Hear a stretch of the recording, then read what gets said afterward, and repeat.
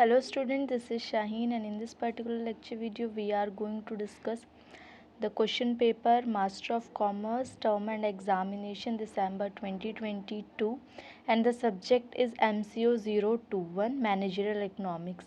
Question number 1, 2, 3 and 4 discuss कर चुके हैं ऑलरेडी 1, 2, 3 इन द वीडियो और जो क्वेश्चन नंबर 4 है वो कॉस्ट वाली वीडियो में मिल जाएगा आपको।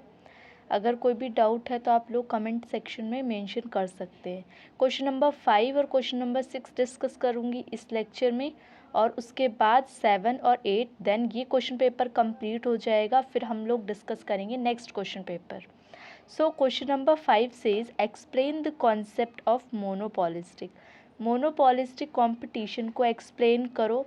ये बताओ कि वहाँ प्राइस और आउटपुट को कैसे कैलकुलेट किया जाता है शॉर्ट रन में मोनोपॉलिस्टिक कंपटीशन में, और यहाँ पे डायग्राम्स को मेंशन करना ज़रूरी है। क्वेश्चन को समझना 20 मार्क्स का है तो आपको यहाँ पे डेफिनेशन बतानी होंगी 5 मार्क्स की। फिर आपको 5 मार्क्स में ये डिस्क्राइब करना पड़ेगा और 5 मार्क्स में आपको डायग्राम को एक्सप्लेन करना पड़ेगा। इस तरीके से आपका मार्क्स फुल और टू फुल मिल जाएंगे। Next question is question number 6 describe the concept of price discrimination. Price discrimination को बताना है और उसके 3 टाइप्स होते हैं जैसे कि अभी आप पढ़ोगे और उसके एग्जाम्पल्स के साथ आपको बताना है। तो 1 बाय 1 हम देखते हैं कि इसको आप किस तरीके से डील करोगे। तो सबसे पहले अगर मैं मोनोपॉलिस्टिक कंपटीशन की बात करूं तो मोनोपॉलिस्टिक कंपटीशन होता क्या है। तो मोनोपॉलिस्टिक कंपटीशन का मतलब होता है जहां पे मार्केट के पास जो फीचर्स हैं, खूबी हैं, वो दोनों की हों। किसकी परफेक्ट कंपटीशन की और मोनोपोली की। परफेक्ट कंपटीशन क्या कहता है, लार्ज नंबर ऑफ बायर और लार्ज नंबर ऑफ सेलर, ये कहता है परफेक्ट कंपटीशन। और मोनोपोली क्या कहता है, मोनोपोली कहता है कि सिंगल जो बायर होगा और लार्ज नंबर ऑफ सेलर होंगे। ये प्राइस टेकर होता है परफेक्ट कंपटीशन और ये प्राइस मेकर होता है। यहाँ पे कोई रिस्ट्रिक्शन नहीं होती आने जाने में, मतलब जो भी मार्केट का एंट्रेंस पे है वो आ सकता है और जा सकता है। There is no barrier on entry and exit of the firm. लेकिन अगर मोनोपोली की बात करूँ तो यहाँ पे रिस्ट्रिक्शंस होती है। तो monopolistic is any how the combination of perfect competition and monopoly. आगे बात करूं तो मोनोपॉलिस्टिक जो कंपटीशन होता है वो मोर कॉमन है प्योर कंपटीशन में और प्योर मोनोपोली में। बता दिया मैंने। इस आर्टिकल में या इस पेपर में आप ये समझोगे कि मोनोपॉलिस्टिक कंपटीशन क्या होता है और प्राइस आउटपुट में इक्विलिब्रियम में उसका क्या रोल होता है। 5 मार्क्स में ये कंसिस्ट हो गया। 5 मार्क्स में ना केवल मोनोपॉलिस्टिक की डेफिनेशन आएगी बल्कि उसके फीचर्स भी आएंगे जो कि कॉम्बिनेशन है किसका, मोनोपोली का और परफेक्ट कंपटीशन का। फीचर में अगर मैं बात करूं तो नंबर ऑफ़ सेलर्स लार्ज रहते हैं और जो प्रोडक्ट है वो डिफरेंशिएटेड होता है। प्रोडक्ट अलग होता है, मतलब हर इंसान जो है मार्केट में वो सेम प्रोडक्ट को नहीं बेच रहा है, उसमें कुछ ना कुछ खासियत है दूसरे प्रोडक्ट से। लार्ज नंबर ऑफ़ सेलर में बोल रखा है मार्केट के अंदर मोनोपॉलिस्टिक कंपटीशन में लार्ज नंबर ऑफ़ सेलर होते हैं who have a small share of market का हिस्सा छोटा होता है उसके अंदर। फिर मोनोपॉलिस्टिक में परफेक्ट कंपटीशन में जो परफेक्ट डिफरेंशिएशन में बोल रखा है जो मोनोपॉलिस्टिक कंपटीशन होता है all brand try to create product differentiation. सारे ब्रांड्स चाहते हैं कि कुछ हम अलग दिखाएं लोगों को। This ensures that product offer by the brand, ये दिखाता है कि ये जो ब्रांड ऑफर कर रहा है उसका कोई भी सब्सटीट्यूट नहीं है। Therefore the manufacturer can raise the price of the product, इसी की वजह से वो जो प्रोडक्ट के प्राइसेस को भी बढ़ा देता है एनी टाइम।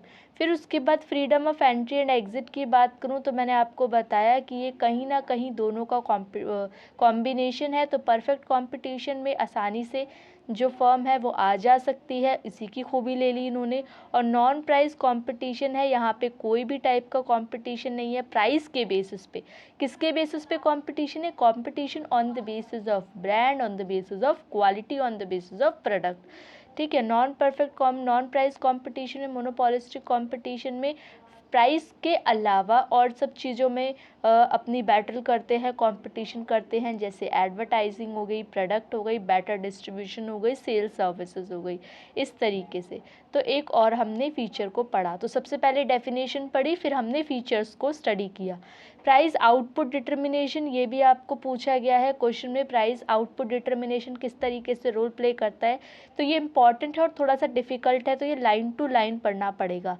मोनोपोलिस्टिक कंपटीशन में since the product is differentiated, product अलग है, each firm does not have a perfectly elastic demand. Perfectly elastic उस दिन मैंने सिखाया था आपको कि इनइलास्टिक होता है इस तरीके से और परफेक्टली इलास्टिक होता है इस तरीके से।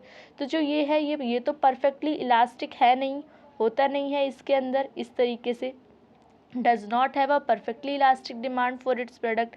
इस तरीके से in such a market all firm determine the price of their own product, वो अपने प्रोडक्ट की अलग कुछ ना कुछ एडवांटेजेस दिखा रहे हैं, जिसकी वजह से जो प्राइस है वो उनके हिसाब से होता है। जब प्राइस उनके हिसाब से होगा तो जो डिमांड कर्व है वो नीचे की तरफ बढ़ेगा। ओवरऑल वी कैन से, हम ये कह सकते हैं कि जो इलास्टिसिटी ऑफ डिमांड है वो बढ़ती है as the differentiation between product decreases. अगर डिफ्रेंशिएशन है प्रोडक्ट के बीच में ज़्यादा है तो नहीं होगा, इलास्टिक नहीं होगी, लेकिन अगर प्रोडक्ट के बीच में डिफ्रेंशिएशन कम होगा तो आपको इलास्टिसिटी डिमांड की ज़्यादा देखने को मिलेगी। जैसे कि आप इस डायग्राम में समझ सकते हैं, यहाँ पे प्रॉफिट और लॉस दोनों की कॉम्बिनेशन की बात करूँगी। यहाँ पे एवरेज रिवेन्यू है, फिर यहाँ पे मार्जिनल रिवेन्यू है, और ये हो गया आपका एवरेज टोटल कॉस्ट और मार्जिनल कॉस्ट कर्व। उसके बाद आपको ये बताया गया कि ये जो पोर्शन है आपका, ये वाला जो पोर्शन है ये बात कर रहा है किसके बारे में, प्रॉफिट के बारे में, ठीक है। और इसी तरीके से ये किसके बारे में बात कर रहे हैं, short run equilibrium super normal profits होते हैं जब इसके अंदर। और अगर यहाँ पे क्या है, एमसी और एमआर, एमसी और एमआर इक्वल है, जो एमसी कर्व है वो एमआर को बिलो से कट कर रहा है। अगर आप ये ध्यान दो तो एमसी और एमआर यहाँ पे इक्वल है, और कौन कट कर रहा है, एमसी कट कर रहा है एमआर को, ये देखो ये एमआर है, इसको नीचे से कट कर रहा है बिलो। इक्विलिब्रियम प्राइस ओपी है, इक्विलिब्रियम आउटपुट ओक्यू है, इन्होंने सब डिस्क्राइब कर दिया। लेकिन जब लॉस सिचुएशन होती है तो भी क्या होता है, देखो ये एआर है, ये एमआर है, ये आपका, देखो अगर आप पहले में नोटिस करो तो जो एवरेज कॉस्ट कर्व था वो यहाँ से कट कर रहा था, जबकि यहाँ पे वो अबव द ग्राफ है, ठीक है, अबव द ग्राफ है, यहाँ पे वो ऊपर लाई कर रहा है, और इससे पहले वो कहाँ लाई कर रहा था, देखो जो एवरेज टोटल कॉस्ट कर्व है ये नीचे को लाई कर रहा था। That is the difference between profit, देखो ये नीचे को लाई कर रहा है, वहाँ पे ये ऊपर को लाई कर रहा है यहाँ से। तो इस तरीके से दोनों में डिफरेंशिएशन प्रॉफिट और लॉस में देखा जा सकता है, ठीक है। फिर ये लॉस हो गया आपको मार्जिनल कॉस्ट, यहाँ पे भी जो एमसी है वो कट कर रहा है एमआर को बिलो। फिर उसके बाद आपको आगे बताया हुआ है, कुछ चीज़ें बता रखी हैं कि AQ जो है वो OP से कम है, लॉस हो रहा है AB का, टोटल लॉस है ACPQ जो एक रेक्टेंगल फॉर्म हो रहा है। तो ये आपका था कि डेफिनेशन क्या होती है, उसके फीचर्स सॉरी उसके फीचर्स क्या होते हैं, ग्राफ क्या होता है, शॉर्ट रन में प्रॉफिट के बारे में बात कर ली, लॉस के बारे में बात कर ली, दोनों ग्राफ इंपॉर्टेंट है, एग्ज़ाम में फ्रेम करना ज़रूर से। What is price discrimination, price discrimination एक सेलिंग स्ट्रैटेजी होती है। इसका मतलब ये होता है कि अलग अलग कस्टमर से अलग अलग प्राइस को चार्ज करना, किस तरीके से एक सेलर सोच रहा है उसके बेसिस पे कस्टमर से अलग अलग प्राइजेस चार्ज करना इस प्राइस डिस्क्रिमिनेशन। फिर उसके बाद क्या होता है, जब प्योर प्राइस डिस्क्रिमिनेशन होता है the seller charges each customer the maximum prices. जब प्योर प्राइस डिस्क्रिमिनेशन है तो इसका मतलब है कि जो सेलर है वो ज़्यादा से ज़्यादा आपसे पैसे चार्ज करेगा।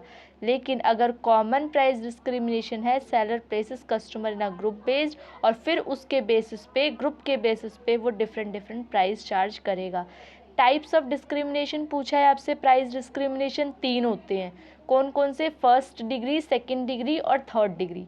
फर्स्ट डिग्री वो होता है जहाँ पे जो इकोनॉमिक सरप्लस होता है वो सबसे ज़्यादा होता है, मतलब जो प्राइस चार्ज करेंगे वो सबसे ज़्यादा चार्ज किया जाता है फर्स्ट डिग्री प्राइस डिस्क्रिमिनेशन के अंदर। फर्स्ट डिग्री प्राइस डिस्क्रिमिनेशन और प्राइस परफेक्ट डिस्क्रिमिनेशन ये बताता है कि बिजनेस चार्ज करता है maximum possible price for each unit consume, हर एक यूनिट कंज्यूम करने पे ज़्यादा से ज़्यादा प्राइस को वो चार्ज करेगा, because price very among units. और सरप्लस और इटसेल्फ, वो ज़्यादा से ज़्यादा सरप्लस इनकम अर्न करना चाहता है डिफरेंट प्राइस अर्न करने, डिफरेंट प्राइस रखने से डिफरेंट कस्टमर को। सेकंड प्राइस डिस्क्रिमिनेशन क्या कहता है?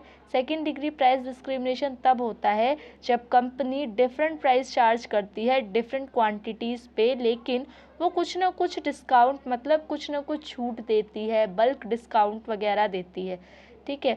फिर थर्ड डिग्री प्राइस कंपटीशन में क्या होता है?